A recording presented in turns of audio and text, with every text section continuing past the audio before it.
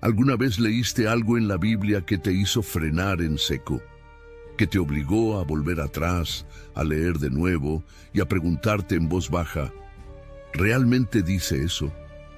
Porque hay pasajes que no se citan en prédicas, versículos que no se imprimen en tazas, ni se usan para consolar a nadie. Hay palabras que fueron escritas no para calmarte, sino para despertarte. Y una de ellas está escondida como una joya enterrada en el corazón del libro de los Salmos. El Salmo 82 no es una alabanza, no es una súplica, no es un poema de gratitud, es un juicio, una escena de tribunal en el cielo. Dios está de pie, pero no solo, está rodeado, no de hombres ni de ángeles con arpas, está en medio de otros dioses. Sí, escuchaste bien, Dios está en medio de dioses y los juzga.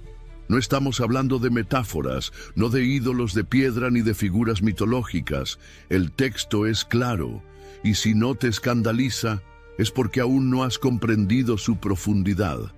Porque lo que está en juego aquí no es solo teología, es el destino de las naciones, es el trasfondo espiritual de toda injusticia. Es una rebelión antigua, silenciosa, cósmica, que sigue afectando el mundo donde tú y yo vivimos.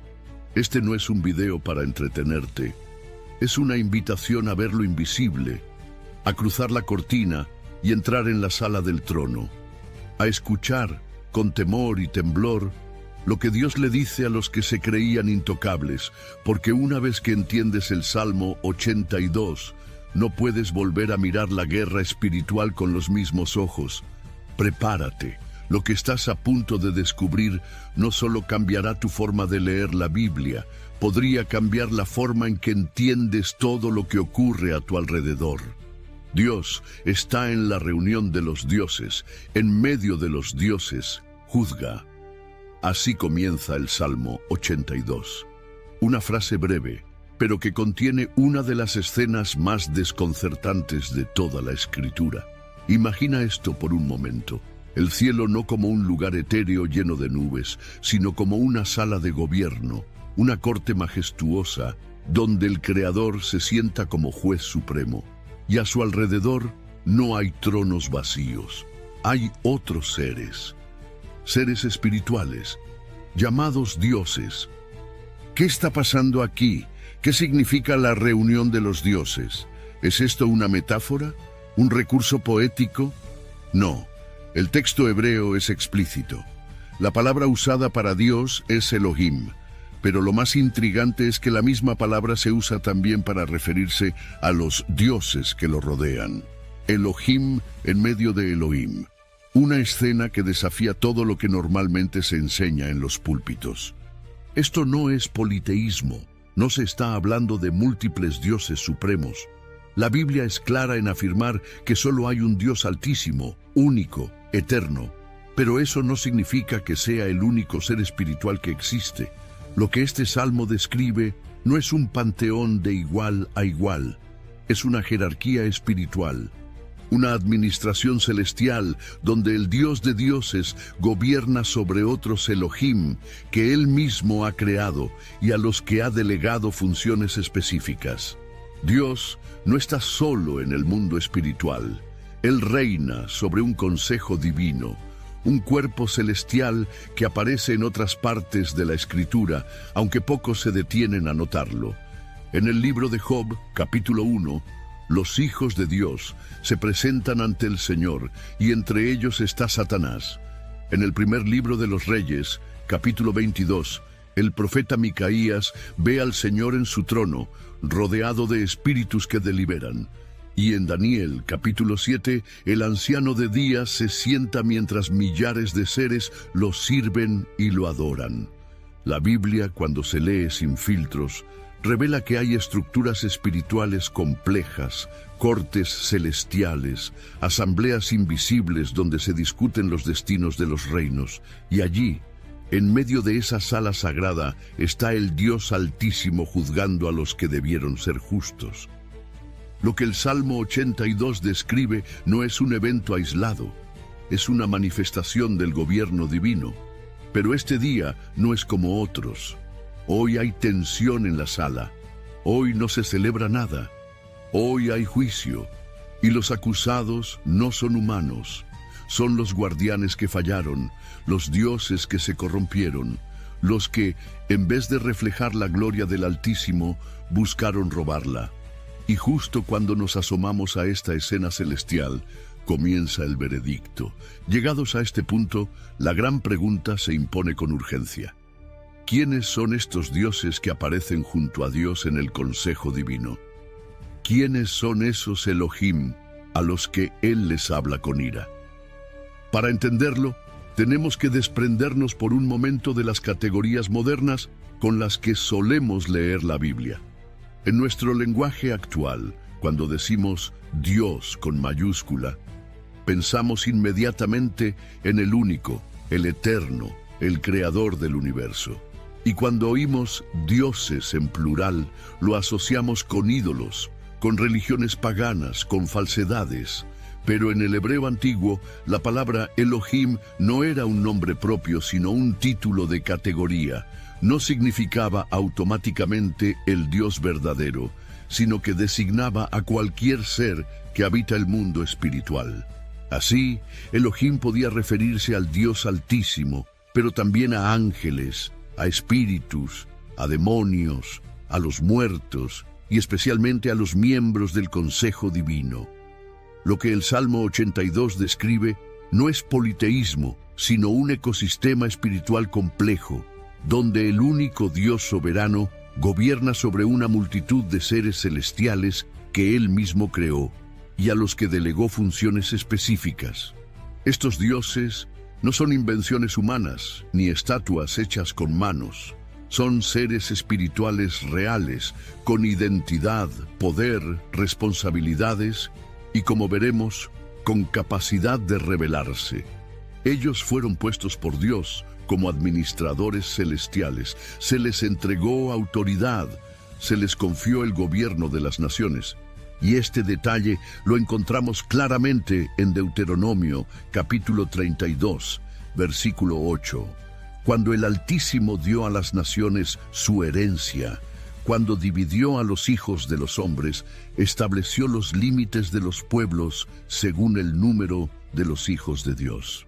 Este versículo nos remonta a la historia de la Torre de Babel. Allí, la humanidad entera se rebeló contra el cielo, intentando establecer su propio nombre y poder. Entonces Dios los dispersó, confundiendo sus lenguas. Pero eso no fue todo. Cuando los dispersó, también los asignó a autoridades espirituales. Es como si dijera, si no quieren que yo sea su rey, entonces estarán bajo la supervisión de otros seres celestiales. Así, las naciones fueron divididas, cada una fue puesta bajo la vigilancia de un Elohim. Pero Dios se reservó una sola nación para sí, Israel. La Escritura dice, porque la porción de Jehová es su pueblo, Jacob la heredad que le tocó. Él eligió un pueblo para sí, pero los demás quedaron bajo otros gobernantes espirituales. Estos Elohim tenían una tarea clara: cuidar, guiar, proteger y rendir cuentas al Creador. Eran, en esencia, administradores celestiales del orden mundial. Pero algo falló, y falló de manera catastrófica, porque en lugar de reflejar la justicia divina, comenzaron a torcerla. En lugar de proteger al débil, lo oprimieron. En lugar de honrar al Altísimo, comenzaron a desear la adoración para sí mismos. No estamos hablando de mitología, estamos hablando de una rebelión real, una traición en el orden espiritual que se extendió como sombra sobre las naciones, una oscuridad que aún hoy se siente en las estructuras de poder, en los sistemas injustos, en los reinos que caen una y otra vez en la corrupción. Y justo ahí, en ese contexto invisible, olvidado por muchos, pero documentado en la palabra, comienza el juicio de Dios sobre los dioses. Estos dioses, estos Elohim que habitan el consejo divino, no eran figuras decorativas. Tenían funciones, tenían autoridad. No eran iguales a Dios, pero sí fueron investidos con poder. Eran parte de un diseño celestial donde lo espiritual y lo humano coexistían en armonía bajo un mismo gobierno justo. Pero algo se quebró. Algo dentro de ellos se torció.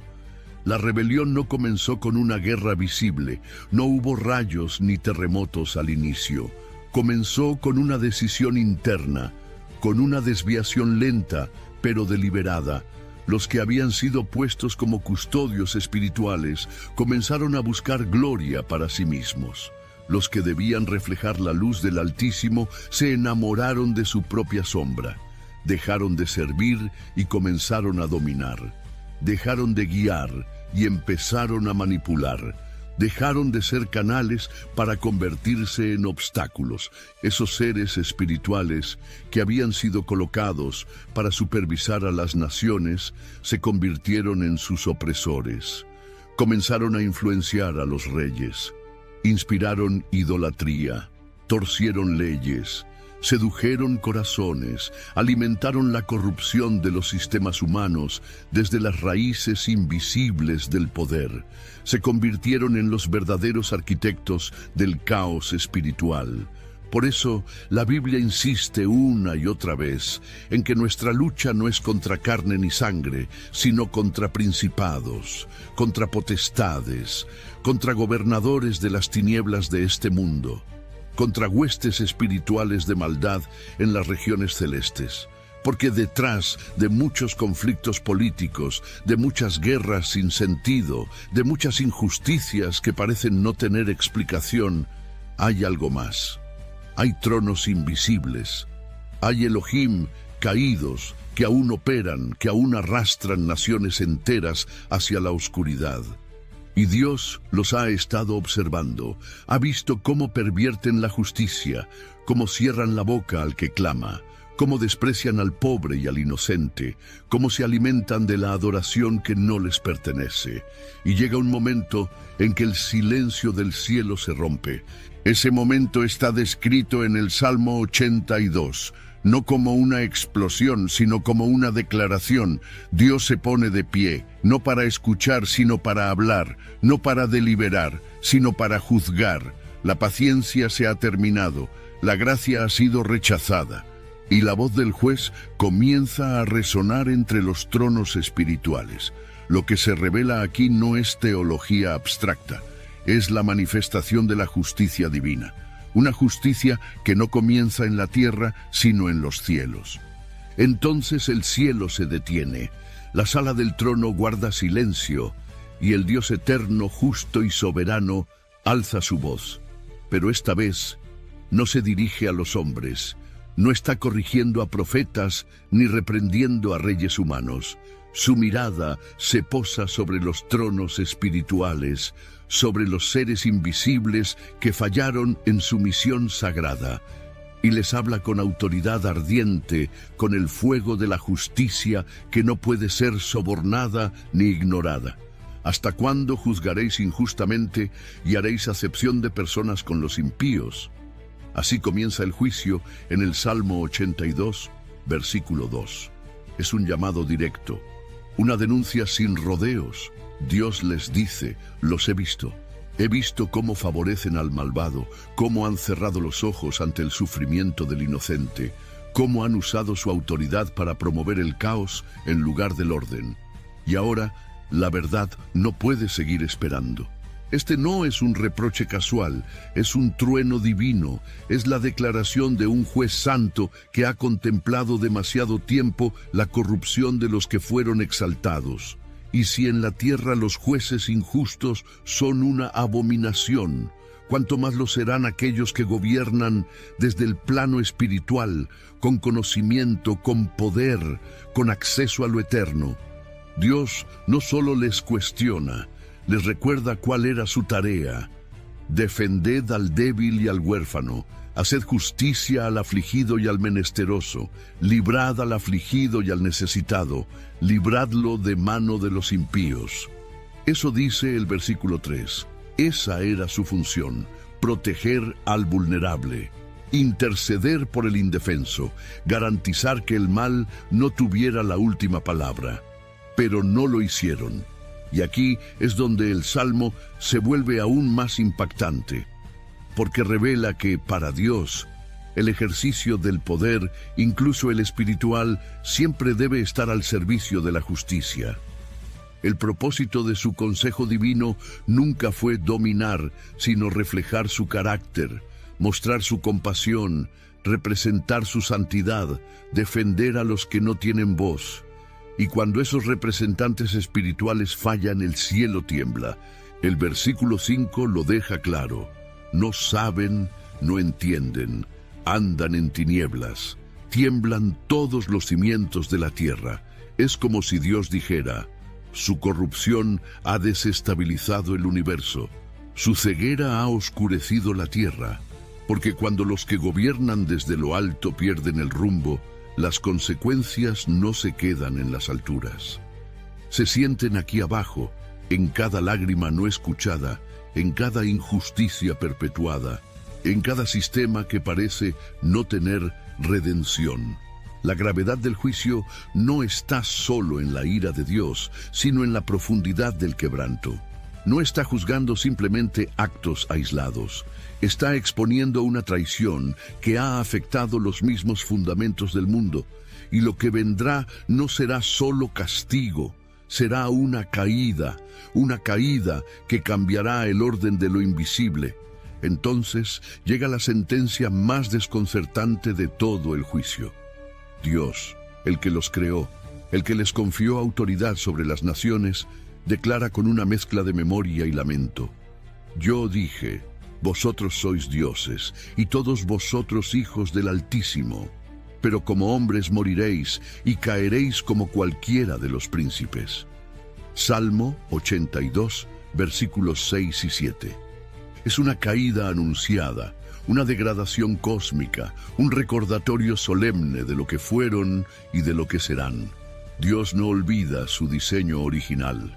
Él los llamó dioses, los reconoció como hijos del Altísimo, les dio un lugar en su consejo, les entregó poder, les permitió participar en el gobierno de su creación, pero ahora ese lugar les será quitado, porque traicionaron la confianza, porque corrompieron la justicia, porque buscaron la gloria que solo le pertenece a Él.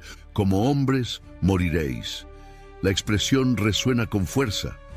Estos no eran hombres, no nacieron en la tierra, no fueron hechos de barro, pero ahora compartirán el destino de los príncipes terrenales.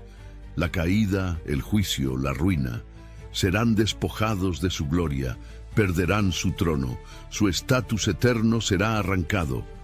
Caerán como cayeron los reyes orgullosos, como cayeron los imperios que se erigieron sin Dios. Esta es más que una sentencia, es una profecía, porque no se trata solo de algo que ocurrió en el pasado, es una realidad espiritual que sigue desarrollándose. La Escritura enseña que llegará el día en que todas las potestades rebeldes serán destruidas, cuando Cristo reine por completo y todas las fuerzas espirituales opuestas sean puestas bajo sus pies. Pero incluso ahora, en el tiempo presente, esa caída ya ha comenzado.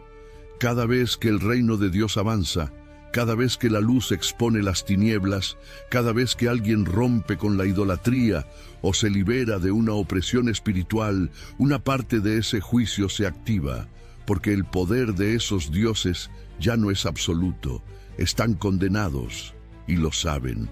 Y mientras el cielo emite su veredicto, la tierra gime, porque el eco de esa sentencia no se queda en los cielos, desciende, vibra en las estructuras humanas, se manifiesta en cada nación que busca justicia verdadera, en cada alma que anhela redención.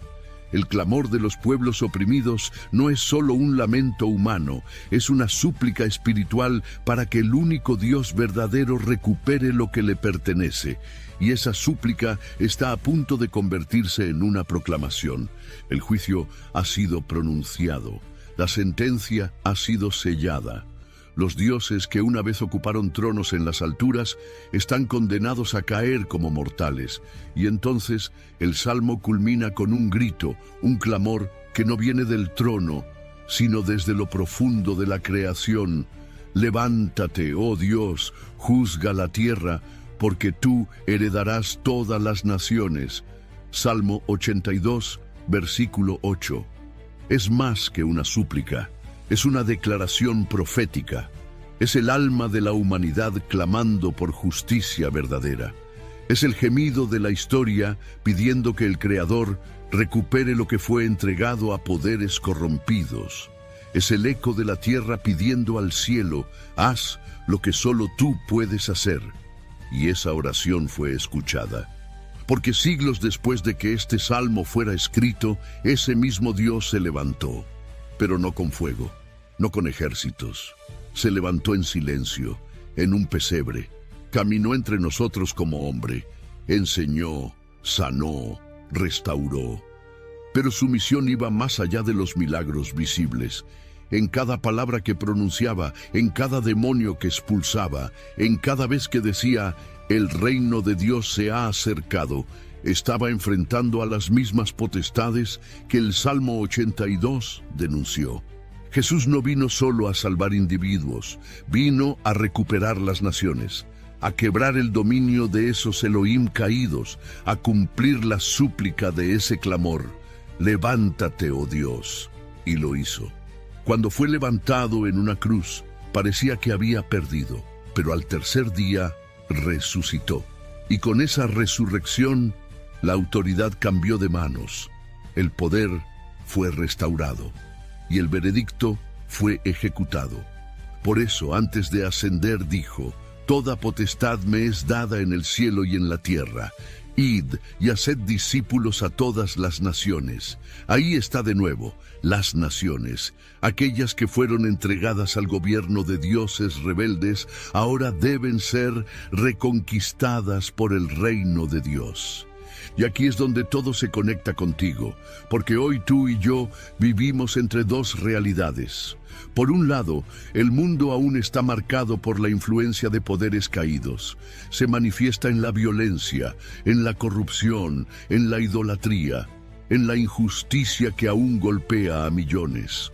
Pero, por otro lado, el reino de Cristo ya ha comenzado a crecer. Está vivo, está en movimiento.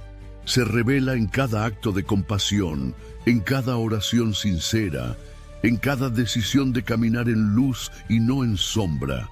Cada vez que eliges perdonar, en lugar de odiar, cada vez que amas al quebrantado, en lugar de ignorarlo, cada vez que vives como si el reino de los cielos ya estuviera aquí, estás cumpliendo la respuesta al Salmo 82. Estás participando en la restauración del orden divino, estás declarando con tu vida, el Altísimo reina y las naciones son su herencia. El Salmo termina diciendo, levántate, oh Dios. Y la respuesta fue, ya me levanté. Y aún me levanto en cada corazón que cree, en cada lengua que proclama, en cada nación que se rinde a mi nombre. Así que la pregunta no es si Dios se levantará, ya lo hizo. La verdadera pregunta es, ¿te levantarás tú? This episode is brought to you by LifeLock. It's Cybersecurity Awareness Month, and LifeLock has tips to protect your identity. Use strong passwords, set up multi-factor authentication, report phishing, and update the software on your devices. And for comprehensive identity protection, let LifeLock alert you to suspicious uses of your personal information. LifeLock also fixes identity theft, guaranteed or your money back. Stay smart, safe, and protected with a 30-day free trial at LifeLock.com/podcast. Terms apply.